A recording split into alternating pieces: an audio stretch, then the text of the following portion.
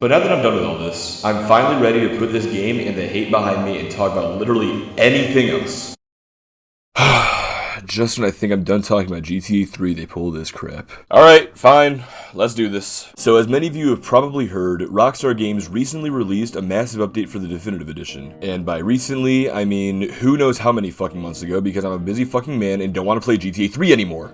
That being said, in my past videos talking about this game, I do recall bitching quite a bit about things like its gunplay, which this update has allegedly fixed. So screw it, let's run it. One last video about Grand Theft Auto 3, and then I swear I'm cutting myself off. Anyway, if any of you are unfamiliar with me, somehow, let me catch you up to speed here. A couple of years ago when the Definitive Edition came out, I made a video specifically about the remaster of GTA 3 where I talked about the things I was disappointed with. Now I try to be pretty fair here and give a reasonable take on it, as well as its OG counterpart from my perspective as a modern fan. And in turn, some people took this as me shitting on their favorite game of all time.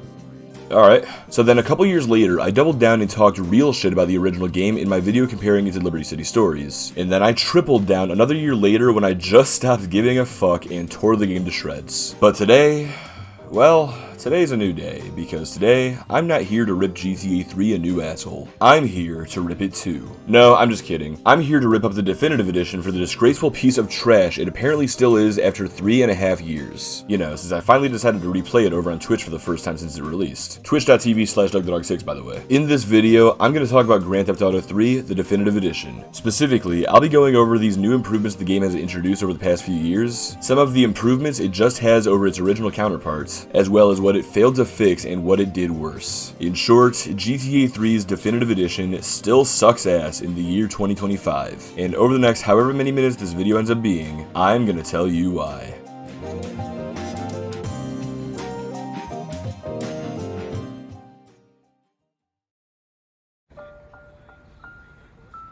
Before I really get into things here, let's start off with some good old-fashioned positivity. Don't worry, we'll get into the fun part of this video soon enough, but for now, I at least want to be fair and give credit where it's due. First off, let's talk about perhaps the most obvious fix, and that's the lighting. When this remaster first came out a few years ago, its world looked very similar to the worlds of Vice City and San Andreas. While 20 years ago, you'd be able to tell the difference between a random back alley in any of these games just based off of how each map lit them up, Definitive Edition's maps looked identical in this aspect since they all used the Unreal Engine's native lighting. Now this wasn't a huge issue for me personally, as I didn't particularly mind the way that Liberty City was brightened since I'd never been a massive fan of the original's lighting anyway. But after playing for a bit with the classic lighting enabled in the new update, I can confidently say that this aspect of the update is indeed a very positive improvement. While we're on the topic of visuals, do you remember this? Yeah, this bullshit was fixed too, albeit quite a while ago from what I've heard. But if you're wondering why I'm including this here despite this patch being pretty old by now, like I said earlier, I just replayed this game for the first time since its original release. So from my perspective at least, this is a new improvement. Don't like it? Fight me. Anyway, character models have also been updated.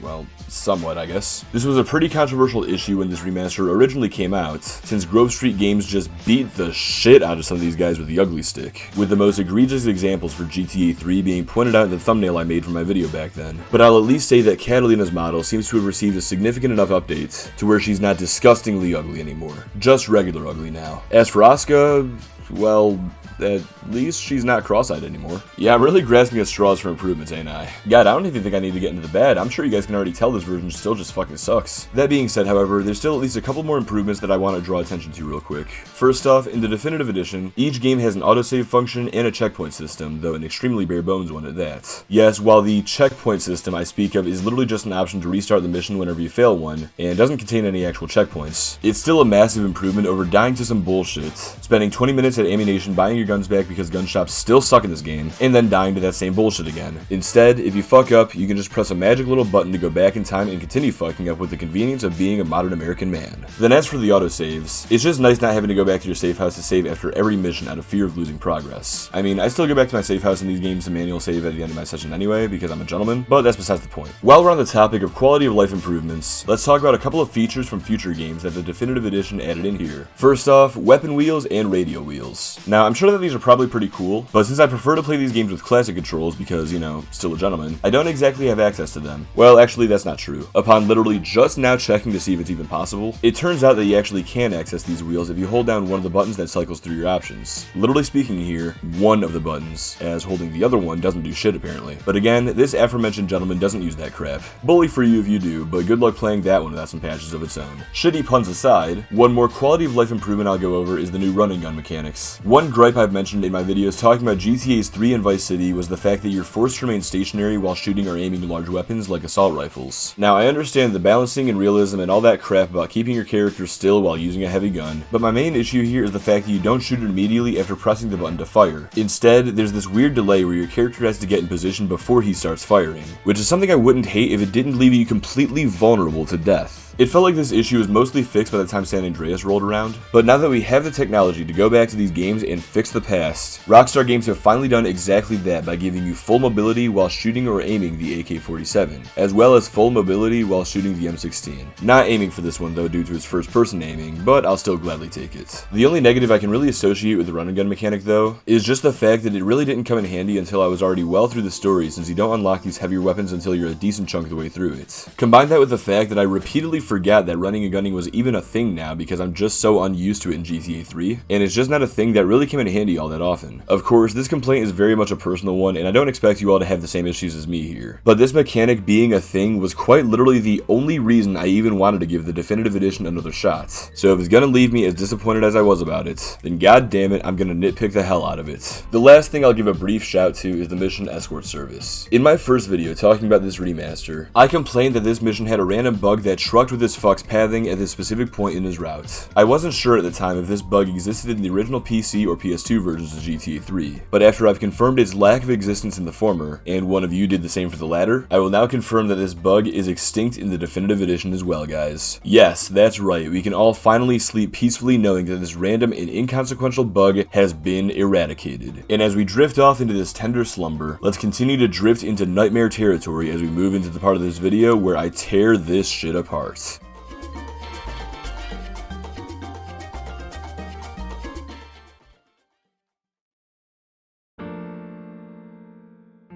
Oh boy, where to start with this one? I know, let's talk about the piss poor aiming system. Now I've talked enough in the past about how bad I think the OG PS2's aiming system was, and how awful the PC's version is with the controller. Well, luckily, the Definitive Edition gives us what feels like the worst of both worlds as it takes the immense lack of control from GTA 3's auto aim, and mixes it in with the tedious and frustrating free aim from the PC. During my recent playthrough, there were so many instances where I was either killed or brought to the brink of death by these unintuitive ass controls that just wouldn't allow me to aim at the major threat I was trying to eliminate. There's also instances like this one in Grand Theft Auto, where you have to fight your way through a construction site full of Colombian gangsters. But because the aiming system is just so garbage, you have to take your time killing each individual enemy by corner peeking them, or else you'll just get slaughtered by their numbers and high-powered weapons. Talk about groundbreaking gameplay, right? Sorry, I feel like I'm sending a few strays at the original GTA 3 since this mission had the exact same problems in both versions, but I'll at least say that I had less fun running through it on the Definitive Edition. On that note, I'm gonna try to stick to shit-talking just the Definitive Edition here, although that might be a little hard to do when talking about this game's driving physics. Now, I can't quite tell if the remaster's driving is actually worse than the originals, or if they're both just bad, but I know that I can confidently say that the Definitive Edition's is definitely god-awful. Like seriously, I feel like I can usually break down exactly what it is I don't like about an aspect of a game pretty well, but genuinely, I don't even know what the fuck is going on with the game's driving half the time. I could be driving relatively safe, then graze just a small bump and end up rolling the whole car over as a result. Or maybe I'll be going through a gate and wind up flipping my car in the least physically sensible possible fucking way. While playing through this game, it straight up gets to the point where I have to drive my car incredibly cautiously in the least possible fun way out of fear that the most minor of mistakes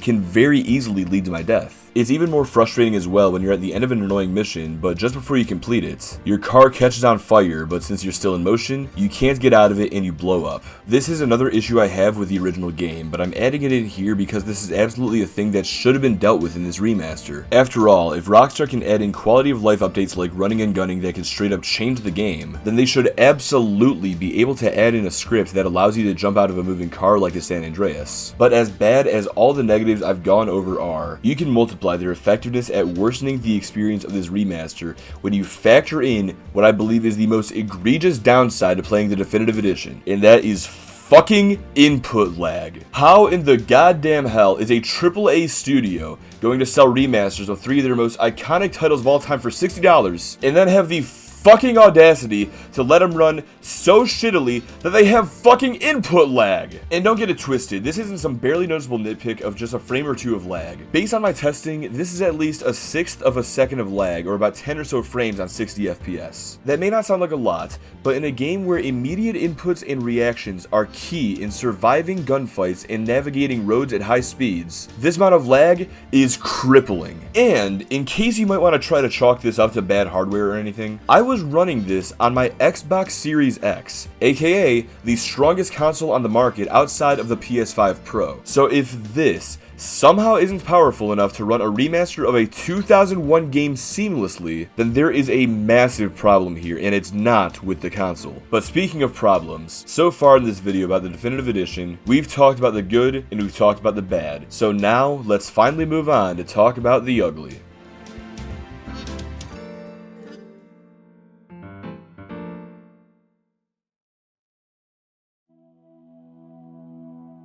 The whole game. The whole game is the ugly. It sucked in 2021, and it still sucks in 2025. It's just as simple as that. I don't even think I needed to make this video to tell you guys that, to be honest. But since I've been getting comments on my videos telling me that I should play the Definitive Edition again, and since I listened to those comments and wasted a solid 6 hours of my life playing through this piece of shit again, I feel that I deserve the right to earn some goddamn ad revenue off of it. But then again, since we all know my feelings about the original GTA 3, I guess it was almost always going to be a given that I wouldn't enjoy its remasters, so maybe I've been a bit too harsh on it. With that being said, would I consider the Definitive Edition to truly be the definitive experience of GTA 3 that I could recommend to any newer gamers looking to play it? Even though I don't like either of them, could the Definitive Edition be the better version of GTA 3?